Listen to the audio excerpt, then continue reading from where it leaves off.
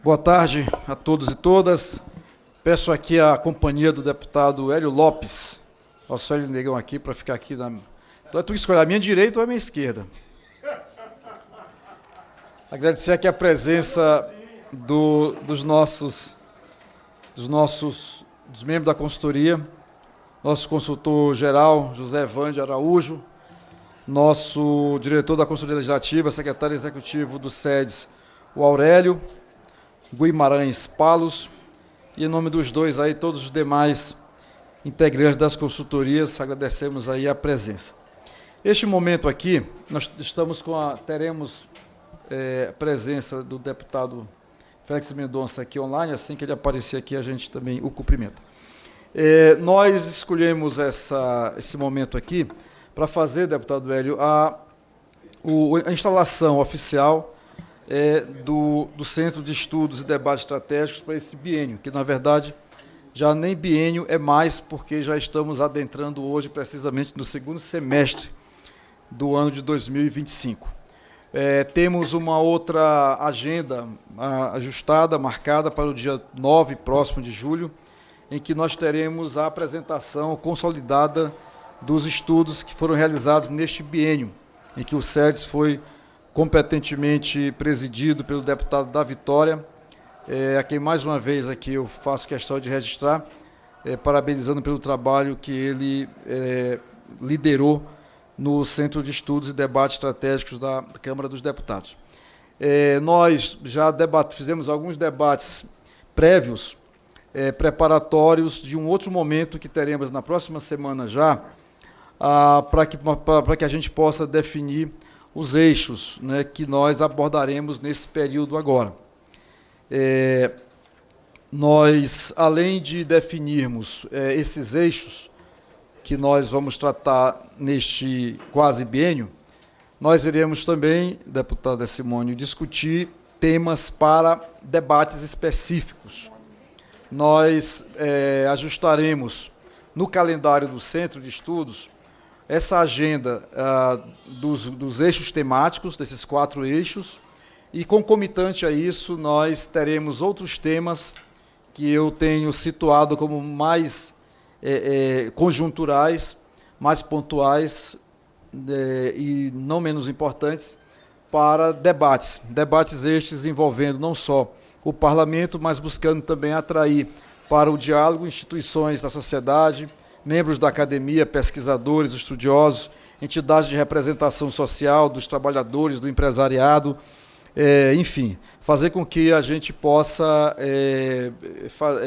estimular a um fluxo mais intenso, melhor, mais produtivo, nessa relação do parlamento com a sociedade. A gente deposita nisso uma expectativa muito positiva, porque isso agrega ao trabalho já muito exitoso, de excelência, feito pelos SEDES, como bem atestam os trabalhos até aqui apresentados e os seus resultados.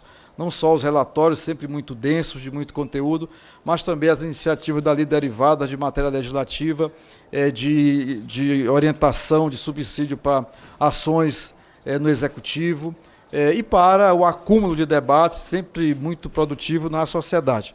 Então, isso tudo que a gente vai, a partir da próxima semana, colocar em calendário e buscar definir estas linhas de trabalho.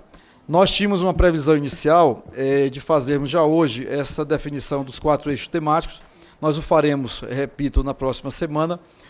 A consultoria elencou, a partir de alguns diálogos, 18 pontos que nos traz um desafio, deputada, muito grande, de selecionar de 18, 4 eixos para que a gente possa iniciar esses trabalhos, ver com quem vou ficar, com quais parlamentares ficarão essas relatorias, e a gente dar início a esse trabalho. Realço também, retomando, a importância dessa iniciativa do dia 9, que é um balanço dos trabalhos realizados nesse biênio, a apresentação dos relatórios, estão praticamente todos prontos, e como nós veremos no dia 9 na apresentação, e já uma prévia desses trabalhos aqui neste momento, nós veremos que, novamente, são resultados muito bons, resultados de muita qualidade, deixam um legado de estudos, de informações, de orientações muito precioso para o trabalho do parlamento e para a sociedade de um modo geral. Eu gostaria antes de... Então, esse é o sentido dessa nossa reunião, declarar iniciado o trabalho do Conselho, do Centro de Estudos nesse período. Nós temos, como é do conhecimento de todos, muitos colegas parlamentares viajando fora da Câmara hoje. Tem alguns que foram para o São João e não voltaram ainda, né? Esses eu acho... Tinha um colega nosso que é da comida, que é do Centro de Estudos, ele tá em Parintins. Aí ele disse que não conseguiu vaga no voo. Eu disse, aproveita aí, traz uma bandeira aí do garantido e outra do caprichoso, que tu tá com a tua falta abonada, azul e vermelho, tá vendo? E também temos, como sabemos todos também, uma missão que muitos líderes da casa estão participando em Lisboa e em Coimbra também. Inclusive o presidente Hugo Mota está no evento de Lisboa, representando a Câmara dos Deputados, nesse evento importante já anual do calendário aí, dos grandes debates que se fazem a partir do Brasil, lá em Portugal. Mas, então, por esta razão, alguns colegas não estão presentes aqui hoje. Mas, mesmo assim, resolvemos fazer este momento, porque ele starta, né, o trabalho para este quase biênio. Então, esse é o objetivo. Eu vou já retomar aqui para que a gente possa ouvir um breve relato, sucinto relato de cada um dos eixos temáticos que estão em vias de conclusão ou conclusos, né?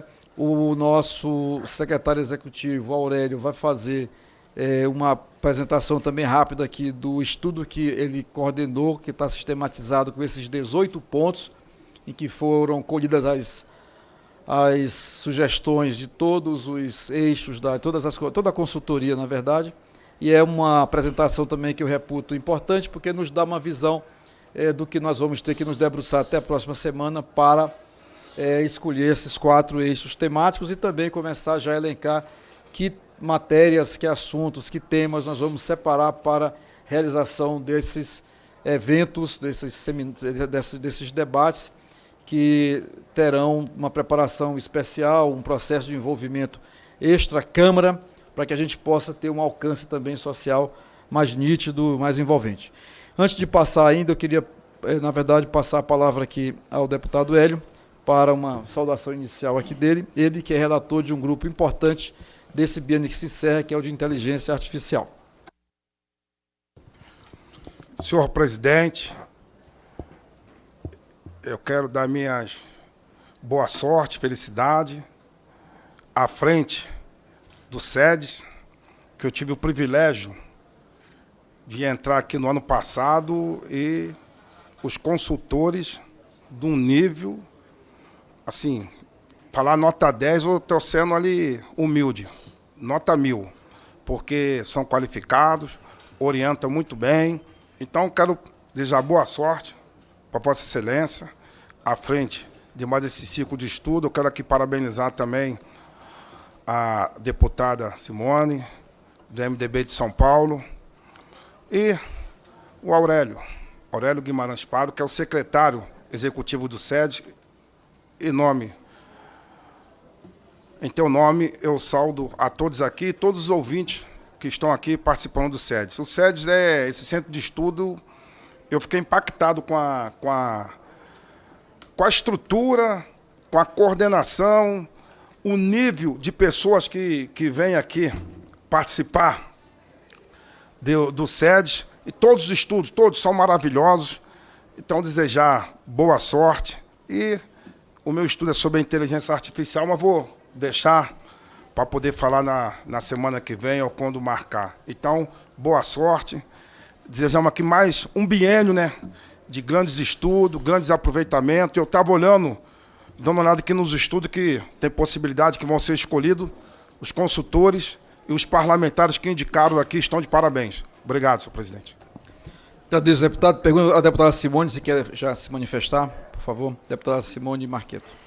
Presidente, primeiro agradecer, né, e esse convite, deputado Hélio e todos os consultores aqui. Bom saber que a gente já vem para um conselho assim, tão bem equipados, né? Olha, a organização, eu cheguei aqui e fiquei impactada, viu? Porque dificilmente a gente encontra esse material aqui. Já começamos bem.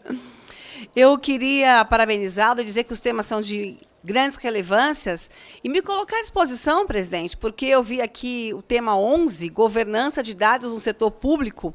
Enquanto nós falamos que o Brasil hoje precisa realmente ter um olhar diferenciado para essa economia, para fazer uma gestão pública com eficiência, em 2022, eu, enquanto ainda prefeita de Itapetininga, interior de São Paulo, 170 mil habitantes, nós ficamos, acho que foi em primeiro lugar, meu assessor está checando, mas entre uma das 10 cidades, né, de governança em que nós tivemos apontamento de melhor no Brasil, em governança administrativa. Então, acho que a gente pode contribuir. É um tema que eu queria muito me aprofundar, para estar presente, discutir e trazer isso para o nosso país. Porque, de fato, quando a gente tem uma governança com qualidade, com eficiência, com entrega, com política pública na ponta, chegando à nossa população brasileira, a gente devolve a esperança. E a esperança faz com que todos acreditem que nós precisamos, de fato, fazer a coisa acontecer, tirar do papel e ter essa entrega. Então, renovar a esperança no nosso país é muito importante para isso. Então, quando a gente apresenta estudos e mostramos que há como ter saídas para poder entregar política pública de verdade na ponta, então, conte comigo, presidente. Estou aqui à disposição como uma serva do Brasil. Muito obrigado, deputada. Vamos contar, sim, com certeza, um tema muito importante. Vamos debatê-lo, quem sabe não chegamos a uma convergência aí de tê-lo como um dos 4 pontos, né? Já teve uma primeira defesa. O deputado Félix Mendonça, eu não encontro ele aqui na tela, mas ele que falaria agora, ele é relator do estudo Reindustrialização Brasileira, Transição Energética e Descarbonização. Tem já, acho que está na fase já finalíssima, né, Aurélio, esse estudo, né? No dia 9 nós teremos já também a apresentação desse trabalho. Queria rapidamente passar para a consultora Marina Oliveira, que está aqui, ela representando os relatores deputados da Vitória, o deputado Reginaldo Lopes, o Osmar Terra e o Vitor Linhares, eles que são do eixo temático Brasil contra a violência e os preconceitos na escola, por uma escola segura e pela promoção da convivência democrática e cidadã. Então passo aqui a consideração da Marina Oliveira, consultora Marina Oliveira. Boa tarde a todos e todas presentes. Em primeiro lugar, gostaria de saudar, cumprimentar a mesa. Sou deputado Márcio Gerri, presidente do SEDES, deputado Ari Lopes, deputada Simone, todos os meus colegas consultores, todos aqui que estão nos assistindo. Gostaria de dizer que é um imenso prazer poder estar aqui falando um pouquinho desse estudo relatado pelos deputados da Vitória, Reginaldo Lopes, Osmar Terra e Dr. Vitor Linhares, em que eu tive a oportunidade de participar como consultora. E a primeira coisa que eu gostaria de dizer, né, que o tema do qual trata o estudo, a violência em âmbito escolar, ele é um tema que mobiliza profundamente a sociedade brasileira, que angustia, né, a todos nós, porque a gente está falando de uma das principais instituições sociais responsáveis por garantir direitos.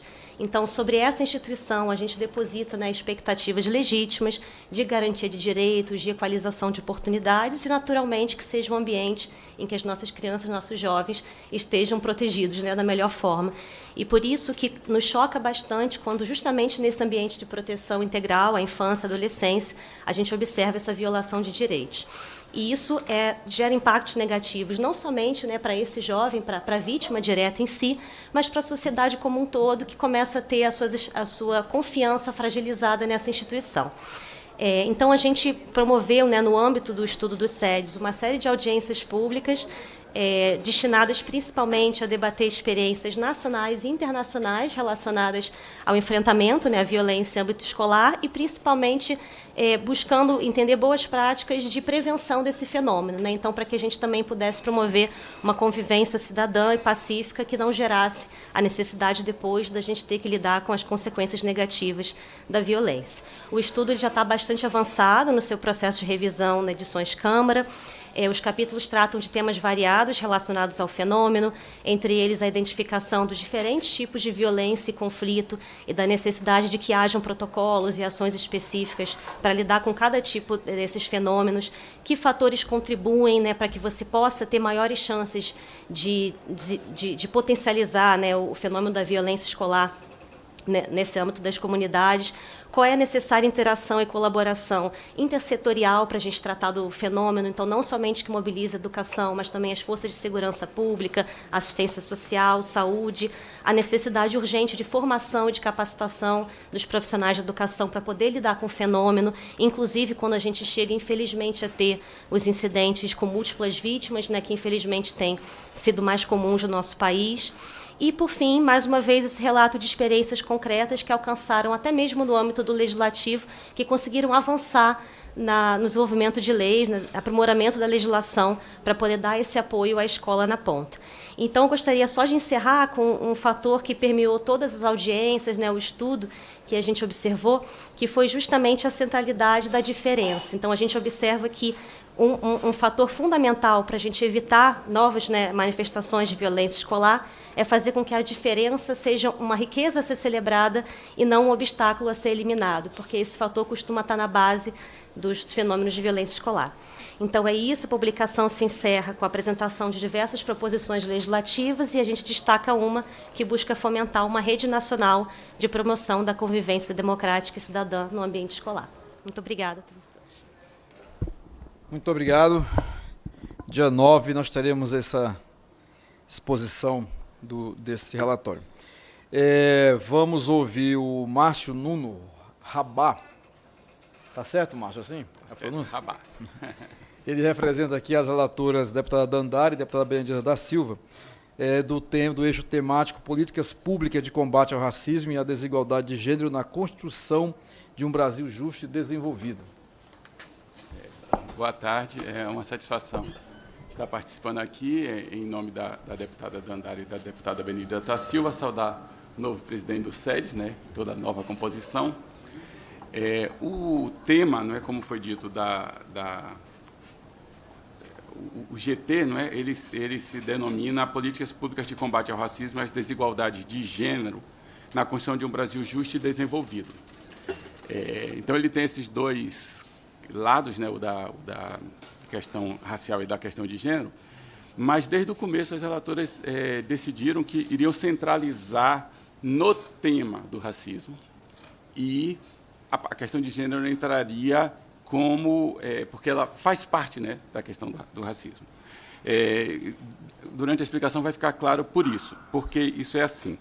É um pouco complicado para mim falar de certa perspectiva política que era a deputada queriam falar, né? Mas havia uma certa preocupação, se percebeu que a Câmara dos Deputados, apesar de atualmente dar uma resposta legislativa a muitas questões ligadas ao racismo e ao antirracismo, ela tem poucos fóruns de discussão. E, nesse sentido, de saudar essa iniciativa desse tema, essa iniciativa do SEDES, que abriu esse espaço, né? As reuniões da Comissão de Audiência Pública, além de ter muito rigor técnico, eu fiquei muito impressionado com a qualidade da intervenção dos pesquisadores que existem na área, né? Ele tinha também uma carga emotiva, porque não há tantos espaços para tratar desse tema. Embora agora exista, e é importante, vai constar do relatório, a criação da bancada negra, né, durante o processo de elaboração desses trabalhos. Bom, o roteiro das discussões foi baseado na legislação existente, porque ela mostra muito do que se discute aqui, do que existe feito e do que existe por fazer. Eu vou destacar a Lei 10.639, de 2003, né, uma vanguarda, digamos assim, que é aquela que incluiu a história e cultura afro-brasileira no currículo oficial da rede de ensino. Mas também, né, depois é uma importantíssima e ampla lei, a Lei 12.288, de 2010, que institui o Estatuto da Igualdade Racial.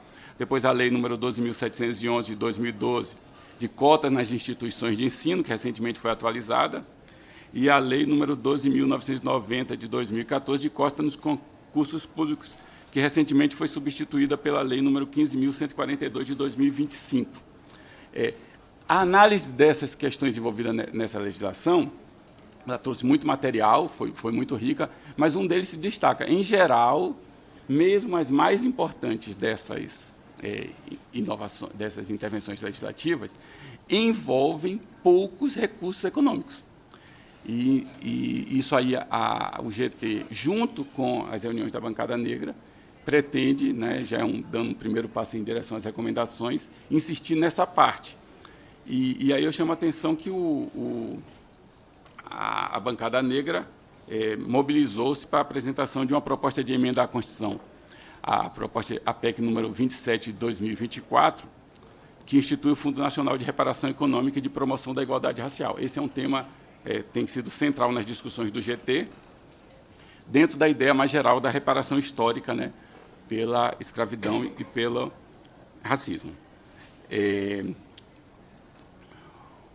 Depois disso, nós fomos entrando nas várias dimensões do racismo, na história, nas estruturas sociais e nas instituições, para poder participar da elaboração dessas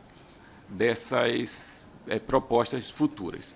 Tivemos, para finalizar, uma audiência pública com o tema das mulheres negras e outra, que seria essa semana, sobre a juventude negra, que ela exige uma certa preparação, porque é um tema que pode ser uma reunião de muita repercussão, né?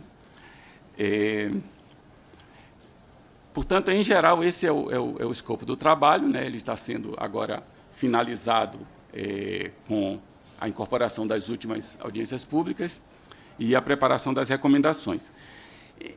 Para terminar, eu apenas chamaria a atenção que esse GT ele tem uma particularidade de tratar com a questão da memória e da autoafirmação, né, de uma parte significativa da nossa população. Então, entre as recomendações, o GT vai fazer algumas recomendações editoriais para a Câmara dos Deputados. Foram encontradas algumas áreas em que faltaria, digamos assim, publicações sobre, por exemplo, o primeiro deputado negro da história republicana. É até incompreensível que nos perfis parlamentares não exista esse tema. E aí, em nome das relatoras, eu gostaria de adiantar que, apesar de que isso é uma recomendação do GT, né, e, portanto, uma coisa que vem depois do término, as relatoras gostariam que o SED seguisse, digamos assim, acolhendo, né, esses momentos, inclusive, com justiça ao próprio SEDES, que foi aqui que surgiram essas ideias, que no momento do lançamento desses produtos, o SEDES também esteja presente. Eu agradeço a oportunidade e estou à disposição para qualquer outra questão. Obrigado, Márcio. Eu consulto o Pedro se queres falar um pouquinho sobre, já que o deputado Félix Mendonça não pôde... Ah, não. Eu estou o aqui. deputado acaba de entrar. Deputado Félix Mendonça, boa tarde, um prazer tê-lo aqui. Como vai, presidente? De pronto, a palavra já é sua para a saudação aqui desse momento e para esse resumo aí do trabalho desse estudo Reindustrialização Brasileira, Transição Energética e Descarbonização, que inclusive tem evento aqui amanhã, dia 2. Estou com a palavra, deputado Félix Mendonça, que está falando diretamente da Bahia. Amanhã aqui é o 2 de julho, né? Então é o dia da independência da Bahia e toda a bancada baiana, os baianos falam que é dia da verdadeira independência do Brasil, né? O 7 de setembro aconteceu, mas a última batalha foi aqui em Campinas, no 2 de julho do ano seguinte. Então, amanhã a gente celebra isso, e aqui o presidente permitiu que todos os deputados da bancada baiana viessem. Então, eu anotei algumas coisas aqui, tudo sobre o nosso estudo, né? Que é o estudo de... Deixa eu ver se eu acerto a informação toda. Vamos lá. Esse estudo da desindustrialização brasileira, presidente, o Brasil já teve 30% do seu PIB provindo da indústria. Hoje, pouco menos de 10%. E sem grandes sinais de recuperação da indústria brasileira. Então, nós estamos fazendo hoje para saber o que é que está acontecendo. Nós não podemos ser um país apenas de exploração mineral ou apenas um celeiro de alimentos para o mundo. Nós temos que ter a nossa indústria, exemplo da Embraer e outras indústrias que são fortes ainda no Brasil, mas nós temos que acelerar, voltar a ter uma participação no PIB maior do que o que tem hoje. Nós não podemos apenas vender o nosso cacau, por exemplo, e os chocolates serem suíços. Nós não podemos vender a nossa soja, o nosso minério de ferro e importar automóveis ou o próprio aço inox ou aço. A gente exporta o nosso minério de ferro e importa o aço da China mais barato. Então, nós temos que ter uma indústria de transformação aqui no Brasil, e isso é muito importante. E essa indústria a gente está ouvindo todos os setores. E quais são os motivos? Por exemplo, os juros no Brasil, os juros é muito alto, a instabilidade, qualquer indústria que queira se instalar no Brasil e que vá ao mercado, à exceção de um juro subsidiado do BNDES, ela não vai ter condição nenhuma de pagar com o seu próprio negócio o, o que é cobrado.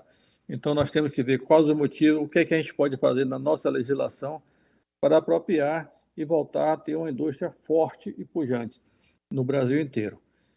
Esse é um resumo bastante limitado do que é. Então, a gente, nesse estudo aí, com diversas audiências, o Pedro, a Juliana e todo o SEDES tem feito grandes audiências, ou seja, nós somos só o interlocutor desse estudo e ouvindo toda a parte das indústrias, das empresas, o que eles necessitam.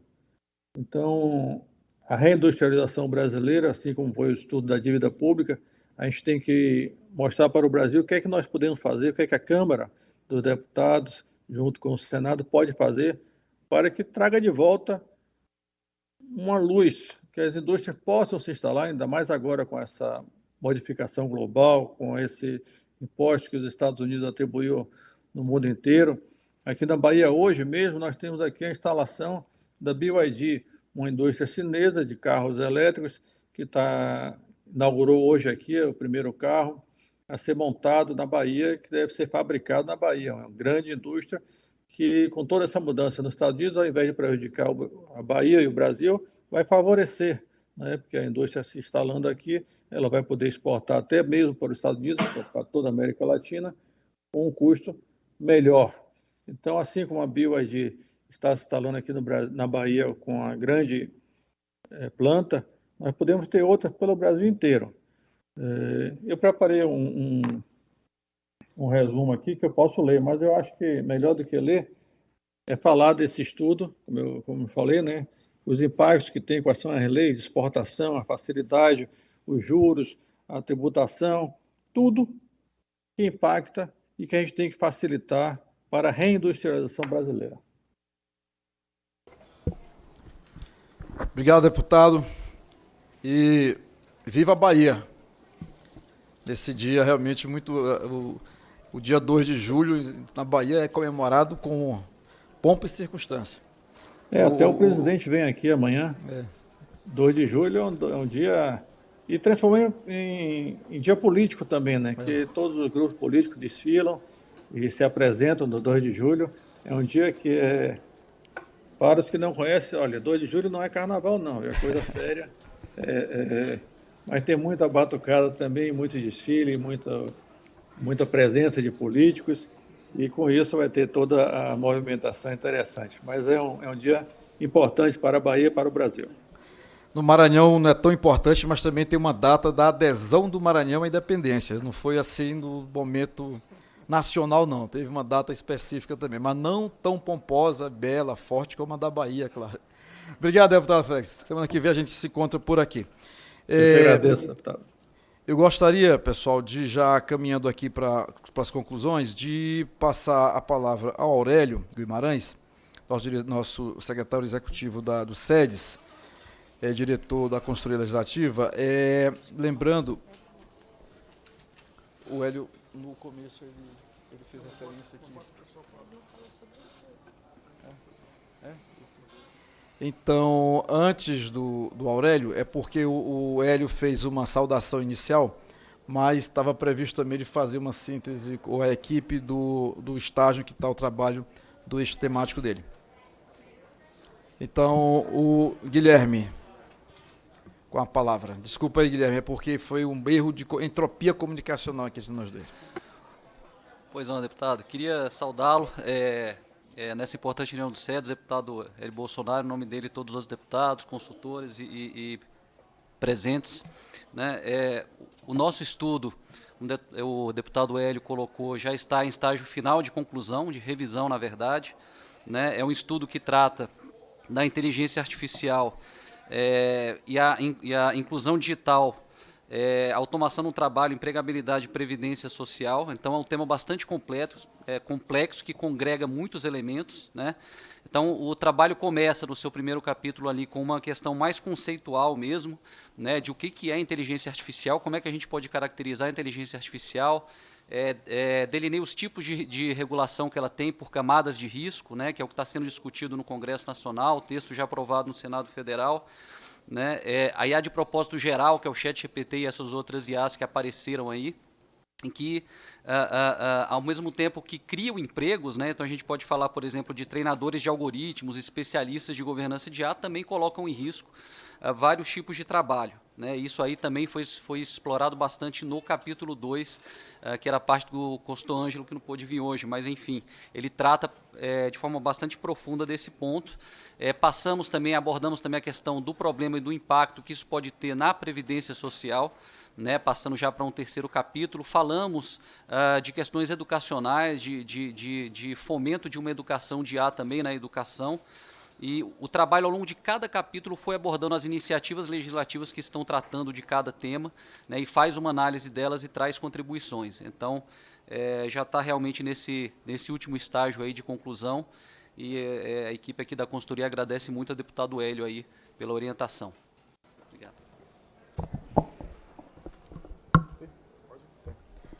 Obrigado.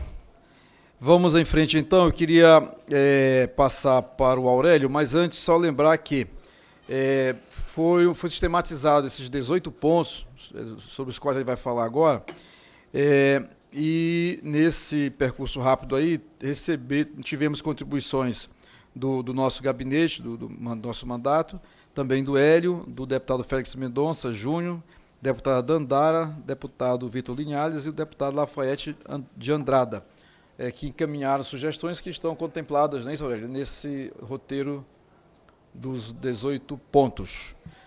O Aurélio, então, para explicar, falar um pouco aí sobre esse roteiro, sobre essa proposta, que está já de posse de cada um dos gabinetes, né, para que a gente possa, até a semana próxima, resolvê-los. Boa tarde. Boa tarde, deputado Márcio Gerri, presidente do SEDES, deputado Hélio Lopes, deputada Simone Marqueto. Esses temas que foram apresentados pelos parlamentares, né, pela deputada Dandara, deputado Vitor Linhares, deputado Félix Mendonça Júnior, a quem também cumprimento, não sei se ainda está ali, deputado Lafayette de Andrade, deputado Hélio Lopes e o senhor, deputado Márcio Gerri, foram apresentados posteriormente ao levantamento que a gente fez na consultoria legislativa, né? Mas alguns deles se entrelaçam e coincidem com os temas que foram apresentados. Para quem não conhece a consultoria legislativa é composta de 20 áreas temáticas que abrangem todas as áreas do conhecimento, pelo menos as áreas que são mais relevantes aqui para os trabalhos do parlamento, né? A definição desses 18 temas foi feita a partir de uma consulta a essas áreas temáticas e também com as conversas que o senhor presidente Márcio Gerri e eu fomos mantendo ao longo desse tempo, né? E dessas conversas surgiram esses 18 temas que preparamos neste documento que foram entregues aos senhores, para cada um deles uma provocação, né, do que aquele tema representa, né, em termos de relevância para o parlamento, e que abordagens poderiam ser adotadas, né, como uma sugestão, que abordagens poderiam ser adotadas para cada um deles, né, para poder chegar, né, a boas conclusões úteis para os trabalhos legislativos. Mas é claro que, uma vez que os temas sejam definidos, isso vai ser melhor tratado entre as equipes de consultores e os relatores designados, né, que inclusive os possíveis caminhos que podem ser adotados em cada um desses temas. Muito bem, obrigado, Aurélio. Nós iremos, na próxima semana, portanto, até lá, chegaremos a uma conclusão. Temos uma reunião a ser definido o horário, mas será terça-feira com o presidente Hugo Mota, que vamos também apresentar a ele esse roteiro geral, colher também a opinião dele. Ele tem demonstrado muito interesse em também opinar acerca desse trabalho. É importante ouvi-lo. E, na sequência, definir, deputada Simone, esses temas todos, que nós vamos trabalhar com eixos temáticos. Tenho feito consultas bilaterais a todos os membros do SEDES, colhendo, nem todo mundo está aqui nesse momento, mas com praticamente todos eu conversei, consultei, ouvi e tal, e vamos seguir para que a gente possa, da melhor maneira possível, deputado, até a próxima semana, chegar nesses 4 temas bastante redondos aí, bem estruturados, né, e também essa agenda dos eventos mais pontuais que nós realizaremos aqui na Câmara, e também tem a previsão de fazermos também, já nas tratativas que temos com algumas instituições, de também fazermos eventos fora de Brasília, na interlocução com algumas instituições que têm expressão nacional, preocupação com temas nacionais, e alargando também essa nossa agenda de atividades. Presidente, Deputada tirar uma Simone. dúvida. Só quero tirar uma dúvida, eu estou chegando agora, então preciso entender algumas situações. Essa escolha de temas na próxima reunião também já é definido por interesse dos deputados de serem relatores desses temas? Tá. Eu devo estar fora a semana que vem por um compromisso já marcado na nossa região, na base, mas eu queria demonstrar novamente aqui meu interesse pelo tema 11, governança de dados no setor público, e gostaria muito de estar como relatora, tá? Só quero manifestar meu interesse. E a informação chegou da minha assessoria, pegamos em primeiro lugar no Brasil sobre governança. Ou seja, ainda acrescentou um argumento bem contundente a mais. Eu gostaria de perguntar, José Vandes, se alguém quer ainda falar, tem alguma... Alguém? Tá. Então, eu queria agradecer aqui aos consultores, às consultoras, os parlamentares presentes aqui, aos deputados Félix Mendonça, agradecer aqui as contribuições trazidas, parabenizar mais uma vez aqui a consultoria pelo trabalho de excelência que realiza, que é fundamental, imprescindível, absolutamente imprescindível para o êxito e a existência mesmo do que é o Centro de Estudos e Debates Estratégicos da Câmara dos Deputados. Como se diz no jargão parlamentar, nada mais havendo a tratar, declaro encerrada esta sessão. Muito obrigado, César.